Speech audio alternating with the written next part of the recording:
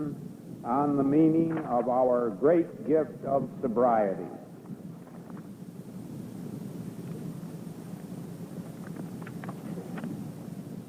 And now, if you will join me in reciting the Serenity Prayer.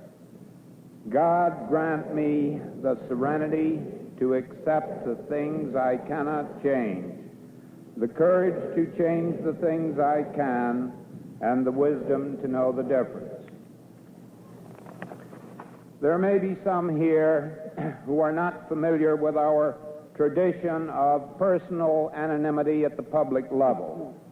If so, we respectfully ask that no AA speaker, or indeed any AA member, be identified by full name in published or broadcast reports of our meeting. The assurance of anonymity is essential in our effort to help other problem drinkers who may wish to share our recovery program with us. And our tradition of anonymity reminds us that AA principles come before personality. This meeting concludes the formal part of our great 25th anniversary meeting. Bill's talk last night concluded with a message rededicating AAs everywhere to the basic principles of our fellowship and the delivery of copies of that message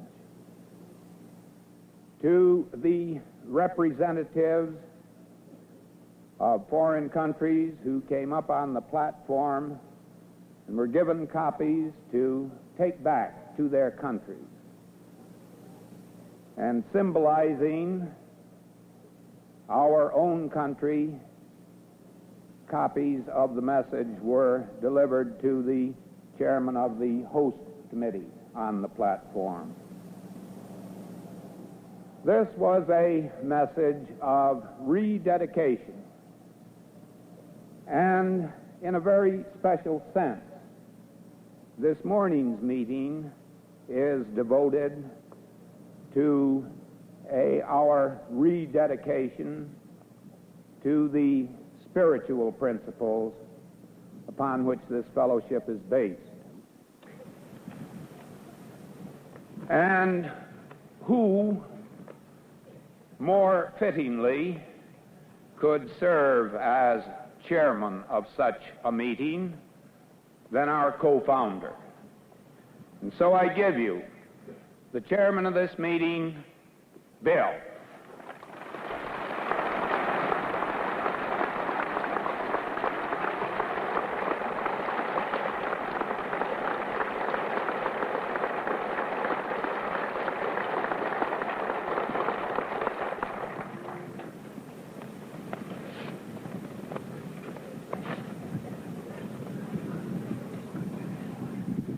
As we all know,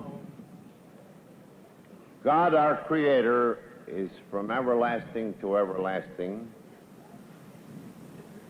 and He is timeless. But we who gather here are very sensitive to the passage of time in this brief transit of ours, and to events that mark great turning points in our lives and in the life of this movement. So we have been gathered here in these 3 wondrous days in gratitude and in self-survey. And I might add the light touch by saying, as the conductor of that self-survey, I caused you to deep freeze the traditions for about 2 hours on cakes of ice. It was necessary, I thought, since a day like this may never come again to any of us, that we set certain things upon the record. And then we came to the rededication of our lives and fortunes to the service of the Father of Lights in the pursuit of freedom for ourselves and for all those to come. So it is altogether fitting that we are gathered here this morning in the spirit of our 12 step, which suggests, yes, it enjoins us to try to perfect our conscious contact with God.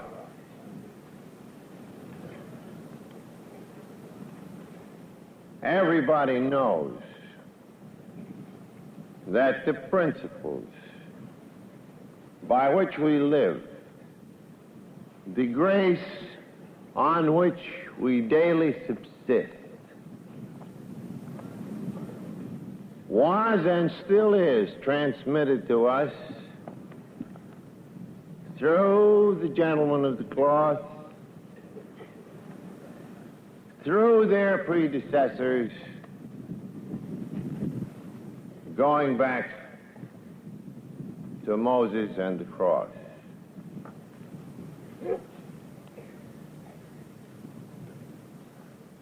So it is a wonderful thing to feel that we can be led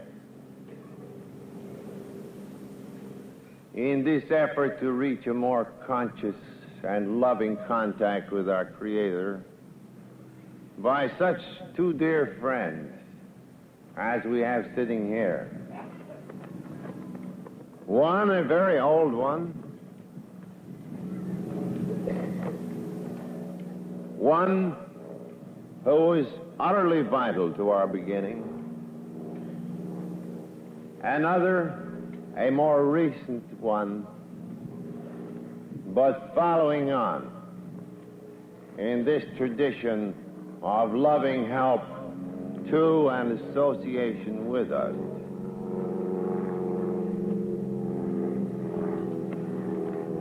We've talked about the language of the heart, and this is often best transmitted in silence, and certainly after what transpired last night, I think silence is my best way of completing my transmission. But before presenting each of our dear friends, I bid you not farewell, but au revoir. And may Providence so design it that I may still meet many of you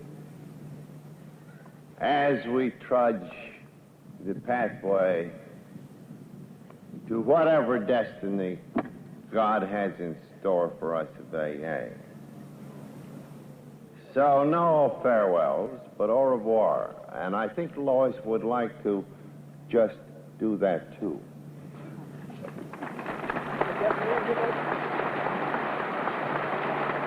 Please don't. Please sit down.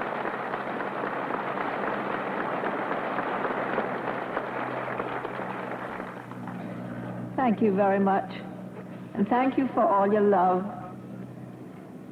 Bill and I, our hearts are full. We can't say any more than thank you and au revoir also.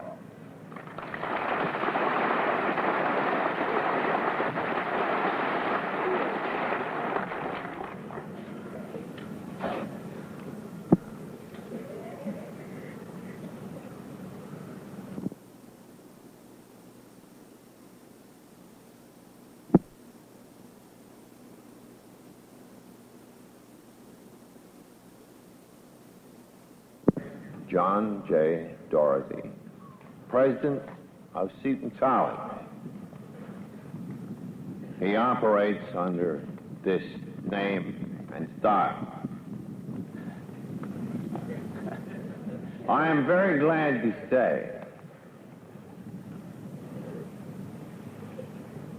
that from his church and its men of the cloth, one in particular, that darling,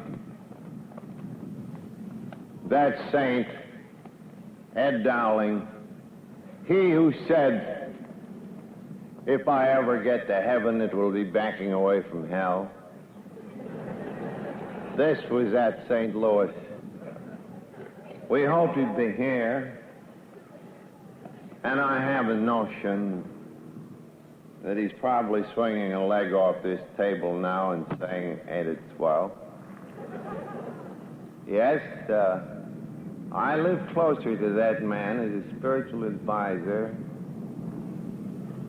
than any other person in the world. It has been a great privilege. And now comes somebody who is very dear to an ever-growing circle down there in Jersey. The extent of his love, his guidance, even now, I suppose only God knows for us of AA. He is beloved. He is cherished. And so we'll now get down to his right name and say, Father John, lead us.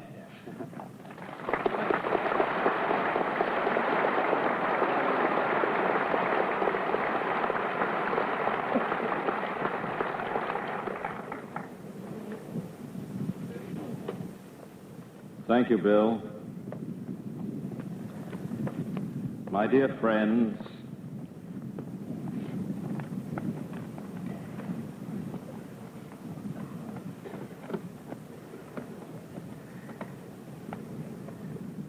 a few years ago, I used to tell a story very often. I told it about myself. I guess it's part of my case history. I told that when I studied in Rome, and when I came home, that the pastor, being very proud of his young parishioner, asked me if I would give a talk. I was very flattered with the invitation and excited, looking forward to the event.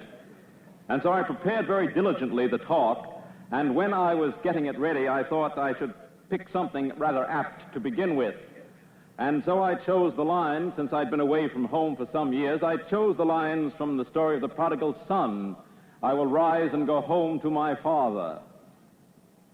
And so I chose that as my text and wrote out my talk and memorized it, and when the day came and all the neighbors came to see what this bright young man could do, I mounted the pulpit with some trepidation. And I gripped it very firmly and said in the best voice I could summon, I will rise and go home to my father.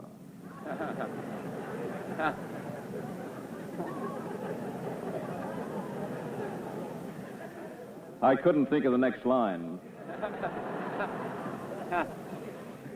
And so, gripping the pulpit more firmly, I said more loudly, I will rise and go home to my father, but I wasn't going anywhere. And I decided that this was terrible, and so I turned and walked down the steps of the pulpit, and the pastor was behind the pulpit there in his place, and as I passed, he motioned with his finger to me, and I went over and bowed over his shoulder, and he said, John, he said, when you get home, remember me to the old man.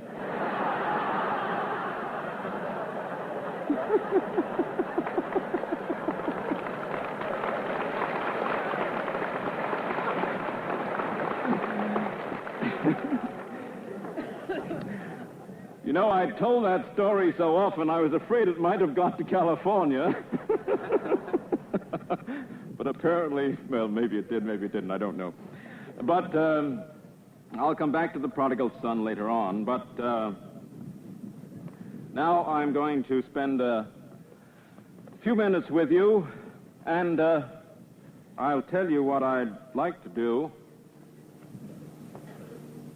I think we may say, as I said a moment ago, use the expression, my case history, but I was referring it specifically to the topic, which is my understanding of God. And I think that each of us has a case history in the understanding of God. And I am confirmed in that judgment because I recall that St. Paul said, when I was a child, I thought as a child, I spoke as a child. When I became a man, I left aside the things of a child. And I think it is true of every one of us that as a child, we have a child's understanding of God. And then as we grow and have the experience of living in adulthood with its ecstasies and its miseries, its heights and depths, sunlight and its shadow, all these that I describe, figurative language, these things help us to come to the realization that the child's understanding of God is not enough for a man. That a man cannot live, really, a life as a man with a child's understanding of God, that he has to substitute for it a man's understanding of God. Now, in order to do this, it's something like the fellowship. I think he needs help. I wouldn't suggest at all that to understand God better, someone take me and place me on a desert Ireland.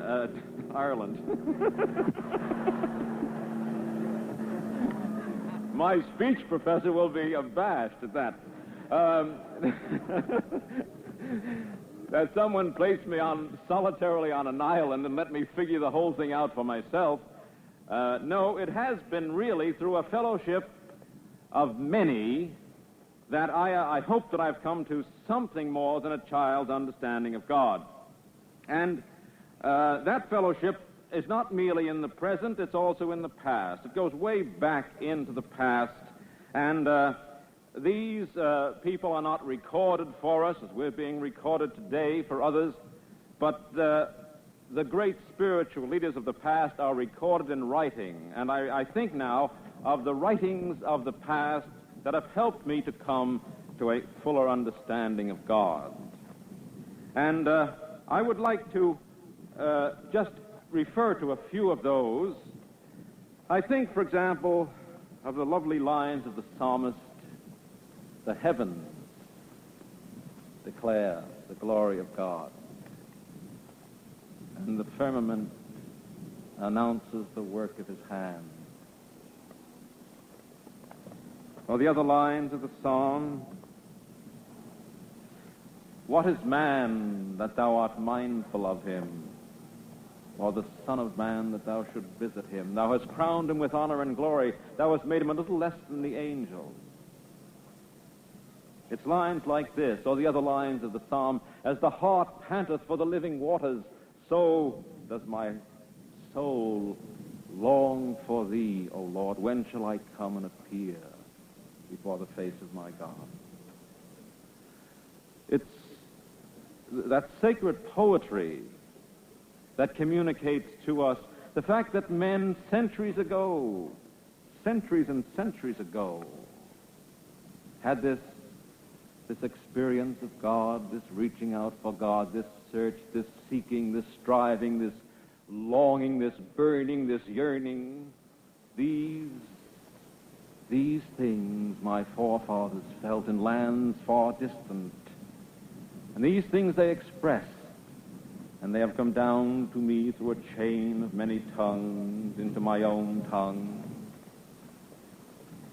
And one of the great privileges of my work has been to be able to go back through tongues and to read those poets, those inspired poets in their own tongue, the Hebrew language. And so we owe much to the fellowship of spiritual men through the centuries who have brought to us something of the realization of God. And the thing that emerges as we delve into these men of the past, and as we delve further into human experience and our own experience of ourselves, is that really God is beyond understanding. That the creature gets a glimpse of the Creator here. Only a glimpse. As Paul put it, we see obscurely, as in a mirror. And he was thinking of the old bronze mirrors they used that became tarnished, and you saw yourself only dimly in that mirror. And so it is our vision of God. And so I say this to your encouragement: do not be too anxious if your vision of God is not something like the brightness and the brilliance of this day. All you need is enough of the vision of God that your faith will supply. They say that God is light, and if you get enough of His light into you, enough light to walk by, apparently He feels that's enough for now.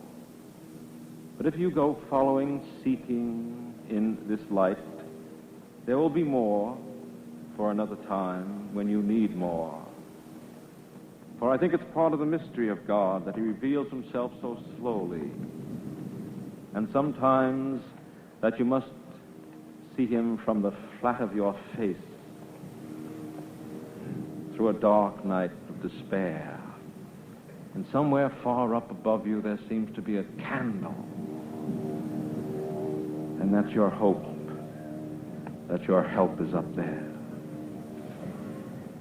So do not be impatient with yourself, but keep on seeking, keep on searching, keep on longing that you may come to a fuller understanding of God, that you may leave behind the things of a child and move ahead to the things of a man in terms of understanding God. And so I say the thing that emerges from this reflection and delving into men of the past is that God is mystery. And when you reflect for a moment on that, you would think, well, it should be so. It should be so. If God's world is so mysterious, certainly its makeup must be more mysterious. Take, for example, certainly there is much of you that reveals itself in your eyes. The expression in your eyes, the joy I've seen in so many eyes during these days, the radiance, the enthusiasm, the love. The eyes mirror this, and so they are a reflection of the spirit that's within you. But the eye, the wonder of it, the wonder of seeing, to look up and behold this space so masterfully colored by God. To look about us in this country decked with flowers, and to see and to breathe His love within the rose and all the flowers. These things are wonders that God has made. The human eye is a wonder in itself. The ear that hears, the heart that beats, the brain that thinks. We know something about these things, but the mechanism of the brain is still a mystery to be explored by medicine. And if this be mysterious, should not the Maker be mysterious? Great, beyond human created comprehension? Should He not be mystery? And if it's too simplified, may you not suspect that this is really not an image of God, but some little man-made image in words or in colors on a canvas. No doubt all of us thought of God as children as an old man with a gray beard. Later on we come to realize that gray beards are a sign of age, and age is the closest thing that humans can get to eternity, and therefore we use that as a symbol of eternity. but that God is not old, God is eternal, has nothing to do with age. And so we come to disabuse ourselves of these childish notions and move into the sense of mystery of God. And all about us, his world proclaims that he is majestic and mysterious and beyond our comprehension. And yet, we know more than that about him. When we go back to some of these great spiritual leaders of the past, we realize another thing about God as they understood him. I think, and it's very impressive to me every time I read it again and again, is the vision of Isaiah in chapter 6, when he said, I beheld God, beheld the Lord. His majesty filled the temple, and the angels covered their faces with their wings, and they repeated without ceasing, Holy, holy, holy, Lord God of hosts, all heaven and earth is full of thy glory. And he said, I am a man of unclean lips, and I speak to a people with unclean lips. Woe is me. And one of the angels flew to the altar of incense and took from the altar a burning coal and touched his lips in the vision and cleansed his lips with the burning coal. And then the voice of the Lord was heard to say, Whom shall I send? And Isaiah rose to his full stature and said, Here I am, send me. Once he realized that something of the holiness of God had been transferred to him, something of the cleanness of God by the burning coal, he was ready to accept the mission of God. But the lines I want to emphasize are those words, Holy, holy, holy, Lord God of hosts, for this is a revelation of God, the holiness of God. Now we know the word holiness. We use it so much. But do we know the meaning of the word on the lips of Isaiah the Hebrew? Kadosh, kadosh, kadosh. For Isaiah, that word meant that God was beyond the profane, beyond the shabbiness, the soiled earth. And the word we use is transcendent, the transcendence of God. And for that time and that place, this manifestation of God as transcendent was a majestic revelation to the great prophetic figure of Jerusalem. And so we owe so much to so many through the centuries in the revelation of God. God, as they understood him and helped us to understand him. And so part of the fellowship, and I think particularly our part in it, is to share with you whatever God has given us through his many, many spiritual figures through the centuries in our understanding, because we can give our time and our study to the effort to understand God better. And so the revelation of God came through his great inspired poets, his great inspired prophets. It came through his poets, through the times, and of course the saintly poets, such as the one I love so dearly, St. Francis of Assisi. I've been there many times and loved to walk down its streets. There's so much like the streets when he walked down them.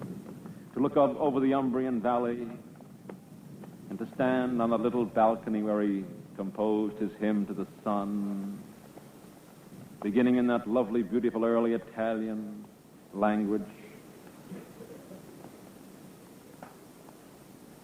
His praise to God when he asked the sun, our mother, the rain, to bless and praise God. The water, so abundant, so pure, so jocund, so strong, praise the Lord. And then he ends that so beautifully and serve him all. Serve him with great humility. And I feel that you have a great understanding of that last line, serve him with great humility. For humility brought you into AA. Humility has kept you in AA. You grow in humility through the fellowship of AA. You leave the things of a child. And one of the great things of childishness is pride. And you leave it and cling to humility. So please, serve him in great humility, and you will come to understand him better. And so on, we come through and through so many great spiritual figures, great minds, great hearts that have revealed God to us so that we've come to see him better. And I would like to finish with the greatest, the man from Nazareth. And I would like to choose a few aspects of his revelation which I think are most meaningful to you in your effort to understand God better. I've often quoted AA meetings one of the lines of Jesus which I think are very meaningful to you. Are not two sparrows sold for a farthing? And yet not one of them falls to the ground without my Father's knowledge. How much more worth are you than many sparrows? The very hairs of your head are numbered. This is a consoling revelation. The very hairs of your head are numbered. This is a consoling revelation. I recall one time in an AA talk, I chose 3 symbols to bring out 3 ideas, and the first symbol I chose was the hair of your head. A hair of your head.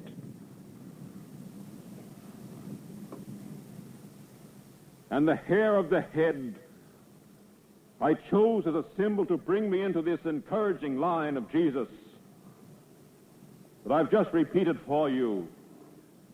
Are you of not much more worth than many, many, many sparrows?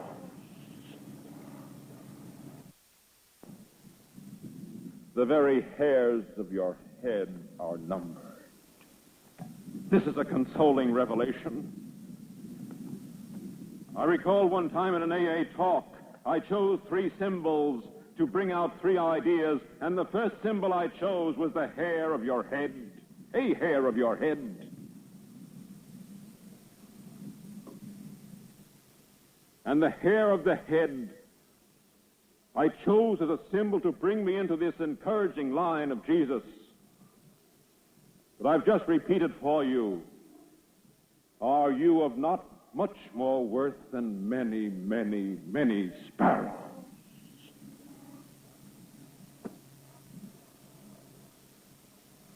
The very hairs of your head are numbered. Isn't this consoling to hear from the lips of Christ? Isn't it consoling for you to hear it, who may have at one moment in the past thought of yourselves as utterly worthless? Not only the hairs of your head, but your whole being was without worth, and you had been dropped from the human family.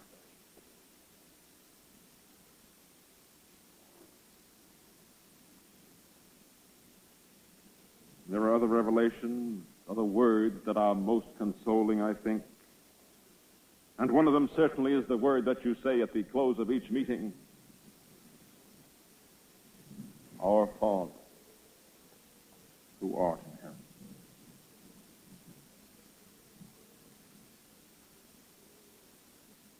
Other words that are encouraging are words of the disciples of Jesus. And one I think you'll understand is this. I have said that God is mystery, God is holiness, God is majesty, God is transcendence. But I think it's more encouraging for you to hear What John wrote, God is love, and he that abides in love abides in God, and God in him.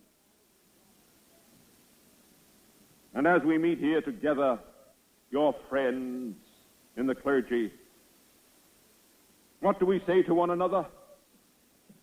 We say, where have you seen such love?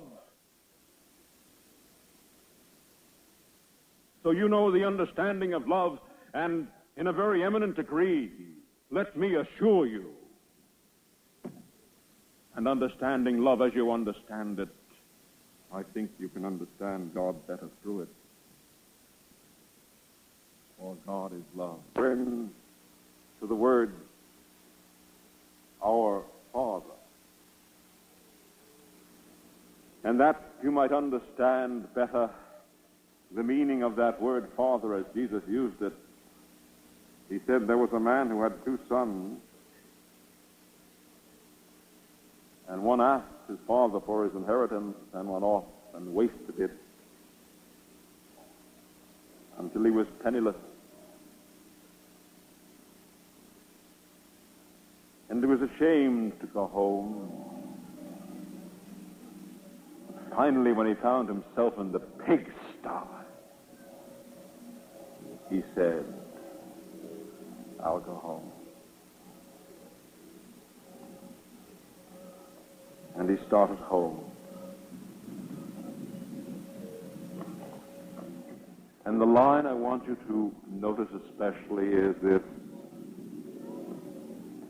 that the Father saw him a long way off, and he came to meet him. And I'd like to point out that if the Father saw him a long way off on that day, he did not see him for many days before, for every day he looked. And so for every day of your drinking experience, God has looked, and finally one day he saw you a long way off, and he came. And he put a ring, as that father in the parable put a ring on his finger, and fine garments on his back, and food on his table, and made a feast for his return. And when his brother complained that his father had not shown him such attention, the father said, you I have always, but he who was lost is found, and he who was dead has come to life. And you can understand that story of the prodigal son, can't you? And if God has given you good things, perhaps, I mean the good things of faith and hope and love and humility and sobriety, and the things you've come to know in this fellowship, if he has given you these things, perhaps by meditating upon the gifts he has given you, you will come to a greater understanding of him who has given them. For he is the giver of all good gifts. And it could not be otherwise, because God is love.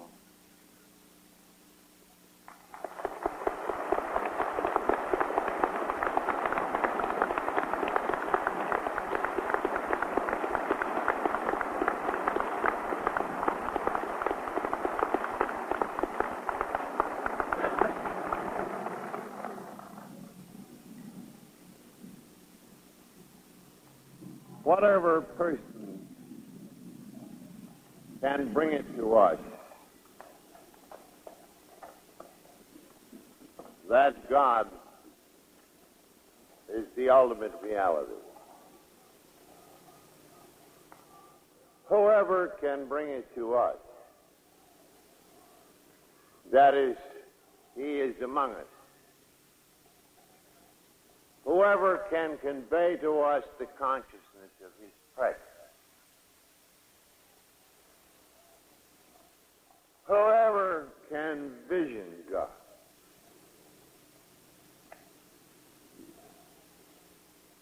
Give us a beatific vision in which we can wonder and rest, that man is our benefactor. And we have just felt and heard such a benefactor. So to Father John, I think this meeting would say, good sir, thank you and your fellows, and thank God for your infinite benefactions to Alcoholics Anonymous.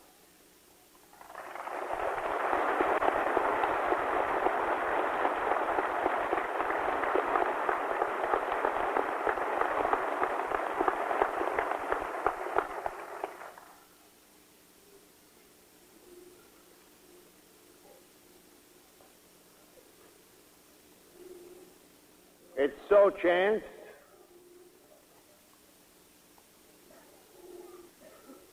that Sam, our next speaker, our friend of old time, was the first to stand in this relation to me.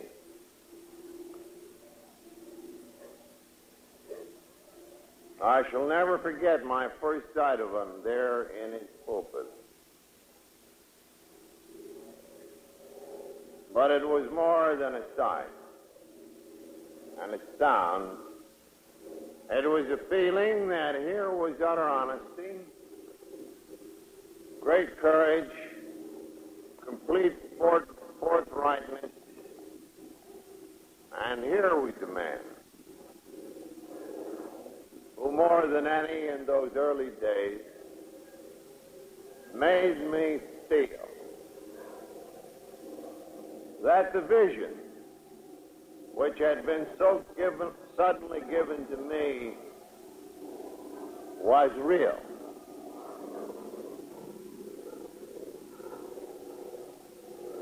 So Sam, to me, and to Ebby, and thence out all into our society,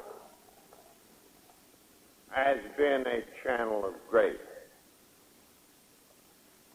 like no other.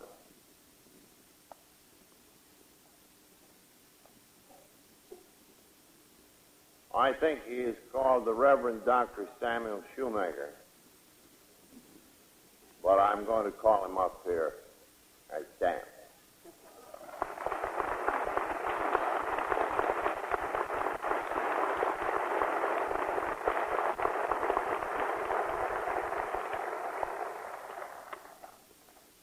Dear Bill and dear Lois and dear everybody in AA, because there isn't any crowd in the world that I love more or feel more at home with than I do this crowd.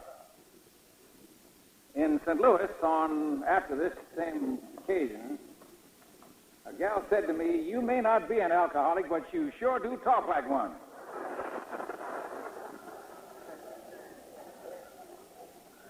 Well, I've been looking forward to this tremendous 25th anniversary, as you have.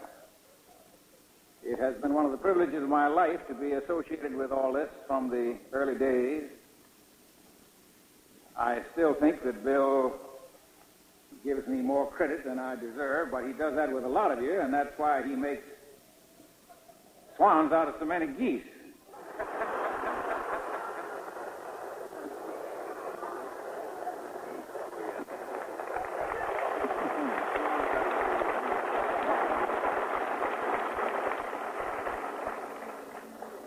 We were doing some work in my old parish in New York, Calvary Church, that was helping some people to find God. And Ebby and Bill and some of the early founders saw some things going on that they felt might be helpful to alcoholics. And they incorporated them in principles.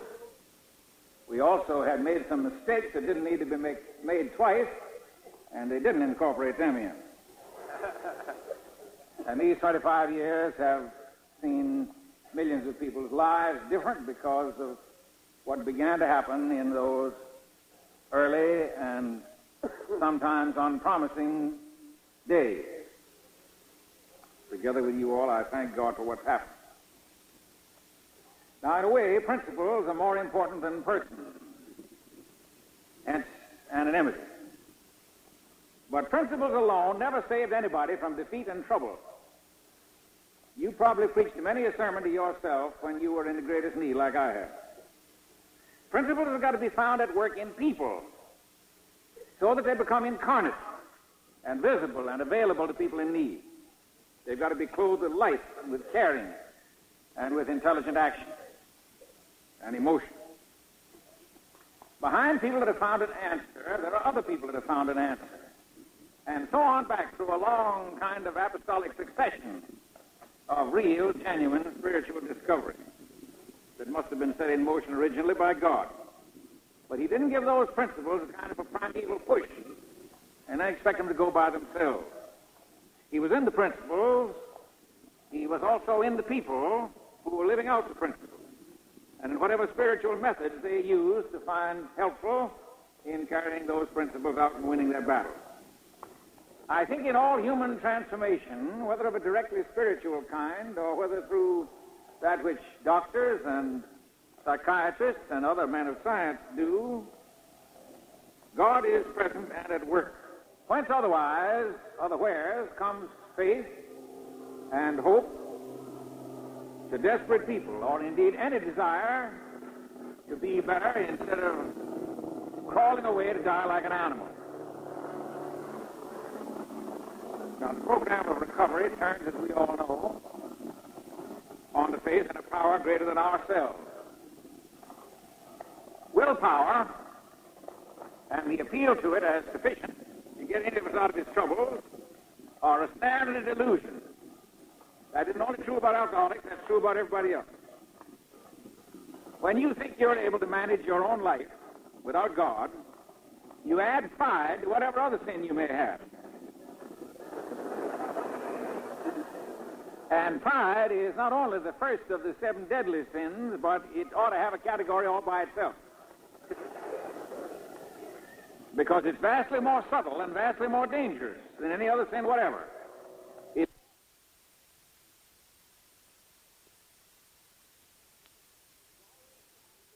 It's always striving to sit in the seat of God.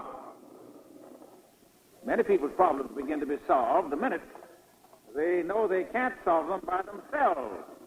That puts pride right out of the driver's seat. God would be psychologically necessary even if he weren't theologically necessary. Nobody but God is big enough to tell the human ego to move over. But now, how's that going to be suggested in a program that was to reach not only Catholics and Protestants and Jews, but skeptics and agnostics and atheists and total non-believers in any kind of a God? Some people have had unhappy experiences with churches, and many think they have.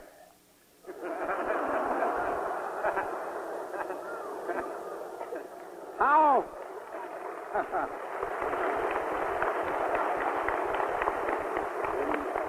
How are you going to avoid the recalling of those experiences with possibly disastrous emotional consequences?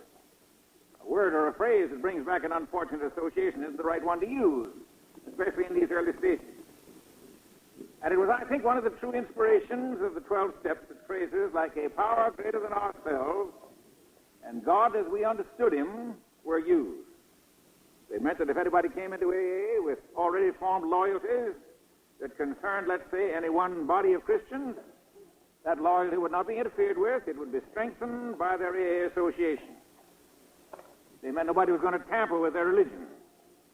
They meant you could begin with a very modest faith, for really what one was dealing with was whatever power is helping these other people. We may not have known much about what that power was. We only knew these people used to be defeated, and now they were victorious in one very important area of life. Now, that never did mean, nor can mean, as the Monsignor was telling us a moment ago, that we remain satisfied with the truncated idea of God with which probably we began. The God that is a great deal more than we can ever understand of him, and we learn more of him by experience than ever we do by argument or futile discussions with the beliefs as to whether our own church is better than some other church. Now, if we're satisfied with the beliefs that our church tells us to hold, then we'll go along with them and grow as that church encourages us to do. But if we come to AA with little or no faith, our initiation does not begin by being asked to swallow a lot of doctrine that we're not yet prepared to swallow. AA says begin with as much faith as you've got. There is some higher power that's helping these people. What we have to deal with is the God that really is, and not our human concepts of him. Much better for anybody to pray to the God that is, he with no name and we with no words, than to pray to your own creation of God with words prettier than a poem but fictitious.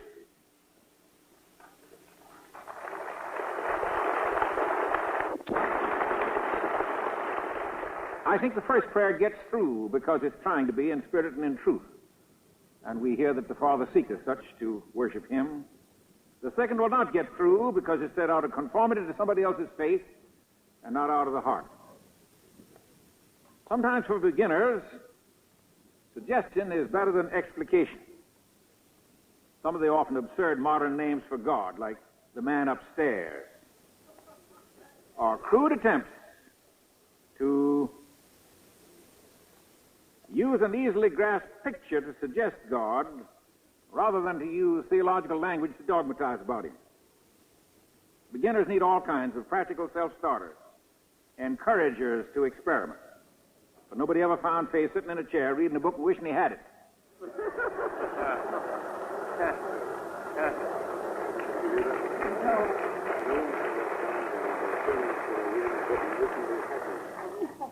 We often begin by acting as if faith were true in order to find out whether it is true.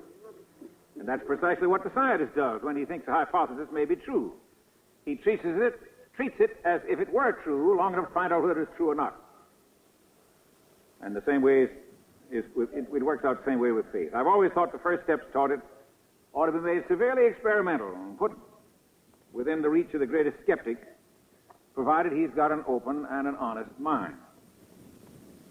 I can't get away from the feeling that fundamentally AA is a spiritual experience. What gives the lift is the power greater than ourselves. I remember the very early days of Calvary Mission in the Gas House District on 23rd Street in New York. A character came in one night named Larry. He came because he had met on the street an old pal of his in the days of what they called sin and drink, whose name was Fred, but he was called in the underworld the Spider. And he greeted the Spider by saying, "I thought you was dead." And Fred said, "I am." "The fellow you used to know is dead. This is a new one." And Larry was puzzled and intrigued, and he asked how it happened. Fred said, "You see that sign across the street?" He said, "Yes." He said, "You come down at 8 o'clock tonight, you will find out what changed the Spider." And that night, without any vestige of faith of any kind, never having heard of God or Christ as anything except a swear word, Larry made a start. He'd been brought up by an atheist who had been kind to him. And he wound up in the underworld with no knowledge of religion whatsoever. Now, to what did he begin that night to surrender his life? To the God he saw at work in Fred. To the God that had changed Fred and might change him. And let me tell you, Fred, pretty nearly 30 years after, is still going strong.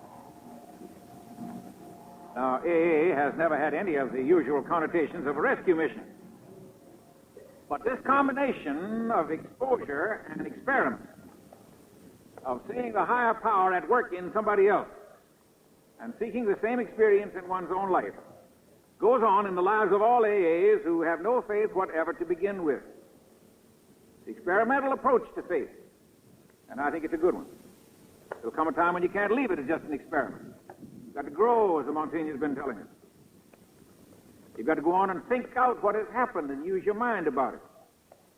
You'll probably be a good deal stronger if you link up, as he suggested, with some outfit that exists to help people definitely with their religious faith. For we need to grow in the spiritual dimension. And we certainly don't want to make a church out of AA. That would cause trouble.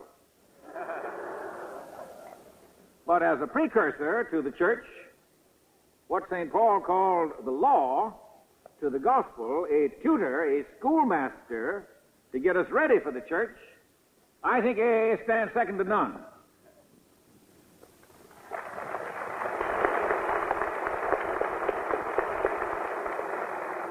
But it has been wisdom to keep the church and AA, ordinary religion and AA, separate, as it has been wisdom in America to keep the church and state separate. Doesn't mean they don't work together. It just means neither of them tries to usurp the functions of the other. Thank God for the amount of cooperation that there is between the churches and AA.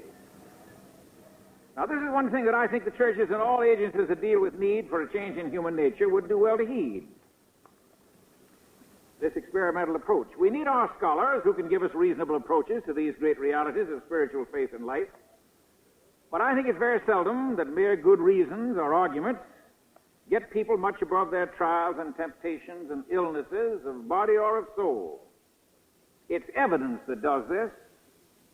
It's the sight of somebody who's been healed and changed. Arguments very often confuse and irritate and drive wedges.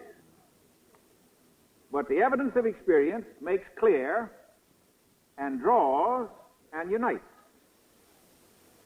There's a verse in the Acts which says, seeing the man that had been healed standing beside them, they had nothing to say in opposition. Do it, and people are glad you did it. Get into a discussion about how you did it or what did it, and you'll be separated from it in about 5 minutes, knock all the bloom off it, and somebody's going to get mad.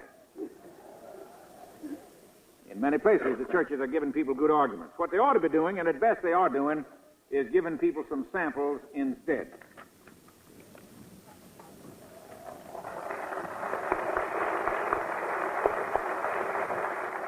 I think this is the thing that AA is doing all around the world. We don't hold up these people as saints and paragons anymore. The church holds up its people as saints and paragons. We don't say, look how good these people are. We say, look what they used to be, and how much progress is being made, and come join this fellowship of honesty and of need. If this ever got to be a league of dry and righteous people, well, I'm not going to finish that sentence because you'd all be drunk by sundown.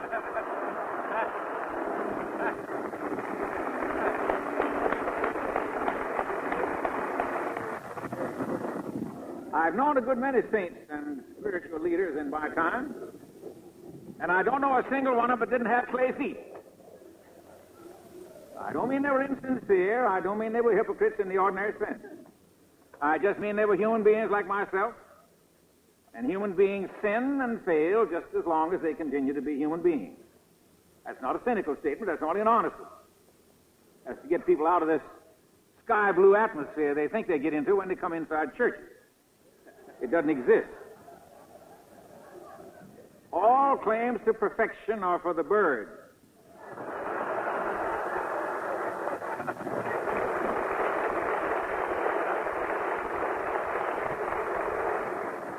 But sobriety and mended lives and new relationships are within the grasp of everybody, provided we seek and accept the help of God as we understand it. And we must say something else. While we must always allow for some people in AA who continue to say that they don't believe in God in any conventional way, I hope there's some people like that here this morning, and recognize that they have found sobriety as well as those who do so believe, we must speak of how much AA has done to change what we meant when first we may have said God as we understood him. For all too many of us, God has been a concept only. As the Monsignor said, a figure with a long beard and a book in which is being kept a record, usually the unfavorable record. And he's been a figure to frighten us or to call us to task, while he sat there in a kind of celestial judgment on the sons of man. That picture of God goes out of the window when you discover him as a power and a force, someone to whom you go when you need the response of understanding and the offer of help that is called grace. We may say this represents the difference between a dogmatic and a dynamic God. Between a God who asks of us, or we think he asks of us, the impossible, and a God who helps to bring his will within our nearer reach by helping us all the time to draw us closer to it. The whole world, non-Christian as well as Christian, owes an unspeakable debt to Jesus Christ for revealing to us a God who is like himself. Loving, patient, forgiving, eager to help, while yet expecting us to live according to his law. But A has provided an important footnote to this. None needs to know the reality of this kind of God more than those who have known the ghastly loneliness and terror and desperation of most alcoholics. Before anything else is suggested about a change and a cure, the first impression that people of God ought to give is the impression of what Maysfield called the everlasting mercy. Now, God's expectations of us, and they're high, are part of the everlasting mercy. But when we have disappointed those expectations, as who of us has not, and when we know ourselves to be beyond the reach of any merely human help, the first face of God we need to see is the face of love. Jesus didn't always show that face to the professional religious of his time, but he consistently showed it to the needy and the disreputable, the outsiders and the outcasts, the helpless and the desperate. And eventually, even the unlovely Pharisee recognized that he needed the challenge presented by Christ when he spoke, even in scorn and in judgment, for that was the only thing that would puncture his hard skin and get through to his heart. We've been seeing already that wonderful picture of the prodigal and the Pharisee in the famous story of the prodigal son. That bad boy went off and raised Cain in a far country. And the good boy stayed home and behaved himself, but with what seething resentment towards his father. And when the wastrel came home and the old man had a party for him, that good boy was furious and he wouldn't even go in. And all he said to his dad was, "You never even gave me a kid that I might make merry with my friends." We had a great wit in the Episcopal Church, Bishop Johnson of Colorado, who was preaching about this one day. And he said, as for any friends that fella had, a veal cutlet would have done him.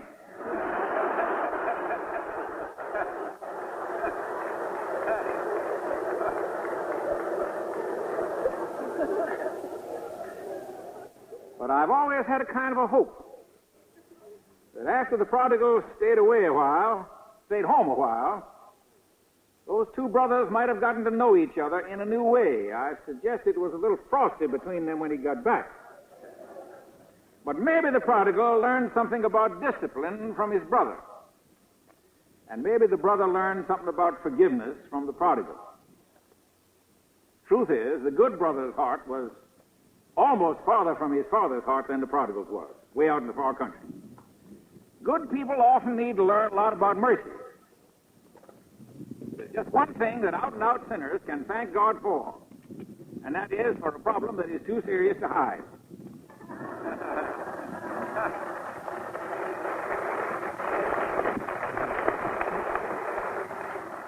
It's a good thing to have learned even the hard way that all of us need continuous repentance and that we have no power of ourselves to help ourselves. Not only are the naughty God's problem, even more of God's problem, I think, are the good. Years ago in New York, an older woman in my parish asked me if I would talk with a young woman alcoholic who was a friend of her granddaughter about drinking. This older woman had belonged to the church since before I was born. I said to her, "You're a Christian, why don't you talk with her?" She said, "Well, you see, I've never had that problem."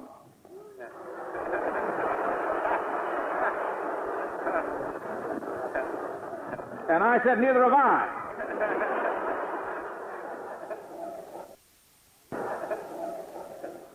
But I went on to say some things to her about getting tight, on impatience, and self-will, and self-righteousness, and some other things. So that it never has been much of a jump from me to the people that get drunk on gin and whiskey. You see, she had told God many a time on a Sunday morning that she was a miserable offender, but she didn't really feel like it. Else it wouldn't have been hard for her to talk about any kind of sin with any kind of person on the face of the earth. That's what the Christian church is. It isn't all the best people in town on parade. It's the people in town that know they need help.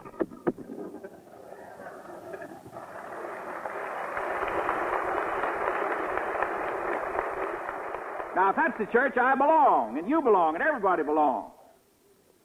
You know the story about the two old roués that went in the Episcopal Church one Sunday morning, got in just in time to hear the minister say, "We've left undone the things we ought to have done, and done the things we ought not to have done." He nudged his friend. He says, "We're in the right place."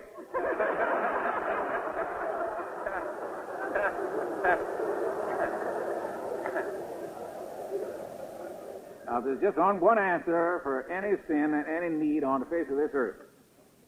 And that lies in the forgiveness of God for the past and the grace of God for the future. I take that to be the spiritual angle of AA because it is the spiritual angle for all mankind. I close with a prayer that is said to be the prayer of a long-dead slave. Oh, Lord, I ain't what I ought to be, and I ain't what I want to be, and I ain't what I'm going to be. But, oh, Lord, I thank you that I ain't what I used to be.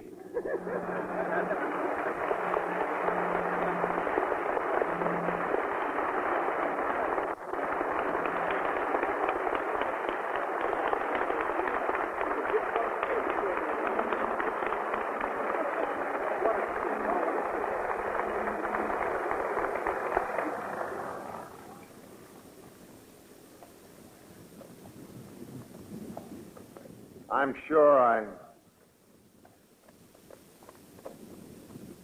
speak to this meeting when I say that our hearts are very full for these wonderful hours together.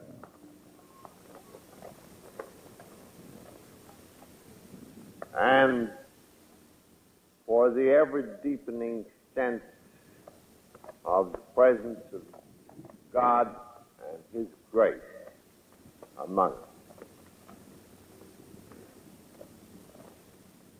Father John, Father Sam have spoken, and we know they have spoken to God. I know it also to be the sense of this meeting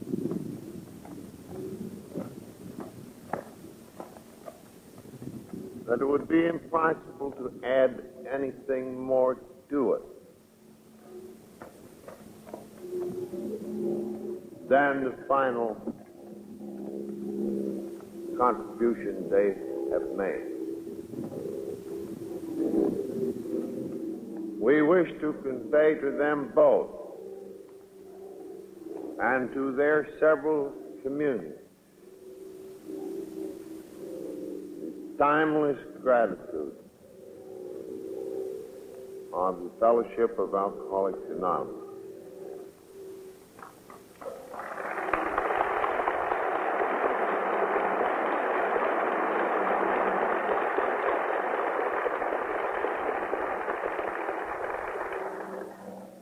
And we hope that in these last days and here in this last hour, we have so conducted ourselves toward them that they can truly feel that we say our thanks in the language of the heart, with the deepest of love.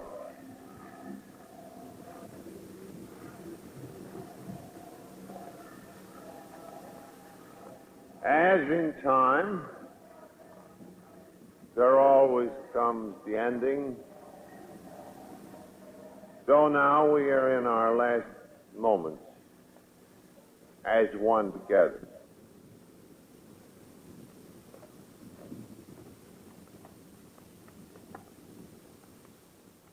The older members of AA,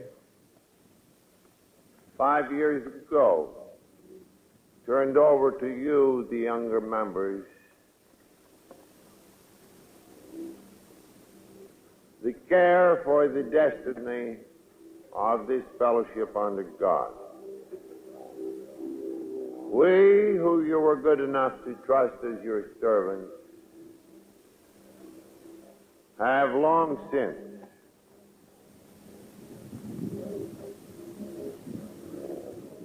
turned these solemn but joyous responsibilities over to a new generation. And this we do in utter confidence that the future is safe in your hands. And as another token of this transference in confidence, in trust, and in love, I think that one of our trusted servants of the younger generation to whom the future belongs should close this meeting.